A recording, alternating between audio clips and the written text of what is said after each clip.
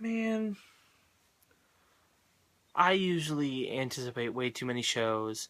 Mostly what I'm doing is just anticipating anything that I'm even slightly interested in. I don't keep it to just like what I'm like have some expectations for, and I'm like anticipating to be like good. It's just like it's like the few shows that I actually am interested in seeing, and then the rest that I'm not sure about. I think could either be good or bad. But this year, I decided not to get my hopes up, and I was only anticipating 2 shows. Yes, there are some shows that I think look interesting, and if I was gonna overhype myself like every year and then be extremely disappointed, I'd say that I was anticipating them. But I'm not going to do that. So there are some that I think there's aspects that would maybe interest me, but I'm not going to freak out. There's only 2 that I thought were just so good, and I was interested so much in that I had to say that I was anticipating them.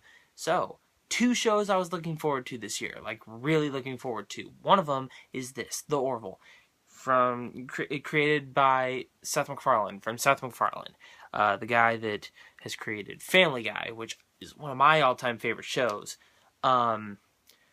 It's in a hard competition with me for South Park, because I find that to be, when I find it funnier, but I also think it's a little too political for my taste personally. Like, I watched a 3 or 4 episode arc that I didn't find very funny, but it was interesting enough about something political. So I don't know. It's in a tight race, but those 2 are definitely like my favorite animated series, or at least animated comedies. And then American Dad and Cleveland Show, which American Dad's fine. Cleveland Show was okay. And then he didn't create Dads, but that's something he's known for in the TV world because of how bad it was. I personally really liked that. So when I saw how bad the reviews were for this, how bad reviews this was getting, I was like, okay, that doesn't matter. Dads has a 0% on Rotten Tomatoes, and I love that. I mean, I don't love it. I like it.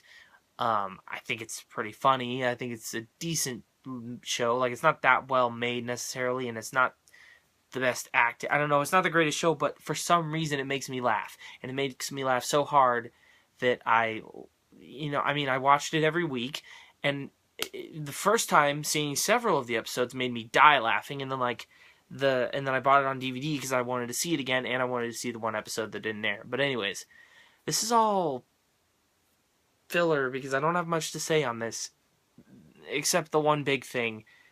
I didn't like this.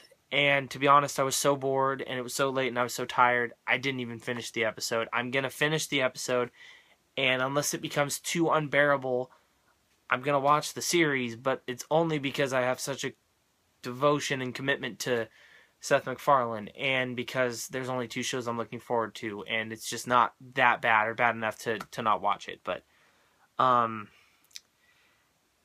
I don't really know if they even had that much of a budget, because it doesn't look like the greatest thing ever. I mean, you can tell that there's some green screen and that it's not the most expensive stuff. Like, it doesn't look like a fucking Star Trek set, but it looks nice. I mean, it looks nicer than what you would like the normal Seth MacFarlane stuff. I mean, but then it's set in a futuristic world, so it's obviously going to. But I don't know. It's directed by Jon Favreau, which is one of my favorite directors of all time. I love him. He's so great. And he's a fucking fantastic actor. He's so funny. And I really can't think of too many misfires that he's had directing-wise. And, man, he did not add anything to this, I didn't think. I'm a little disappointed. I think they bring on other great directors throughout the series, and, man, I'm not looking forward to those at all. Seth MacFarlane is boring. I don't think he's that great of an actor, because in A Million Ways to Die in the West, he was okay. It was mostly when I laughed that I thought he was good.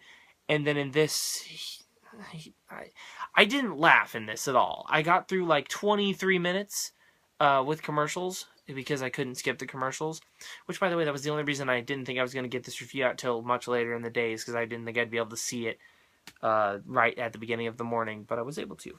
I just didn't think he was funny, and I don't want this to go too much longer, so I didn't think it was funny. I guess it looked fine, but I guess my only pro is that it's not. I mean, it's not the worst thing. Like it's boring, but like I guess it's watchable. And maybe if you're like just a huge, like fucking huge fan of Star Trek, then maybe you would find some kind of enjoyment in this.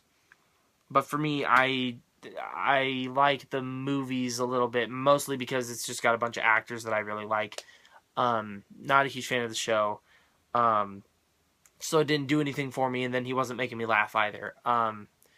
Overall, I'd give this episode a 4 out of 10, and like I said, I'm only going to be watching it if it stays this bearable because I am a huge Seth MacFarlane fan.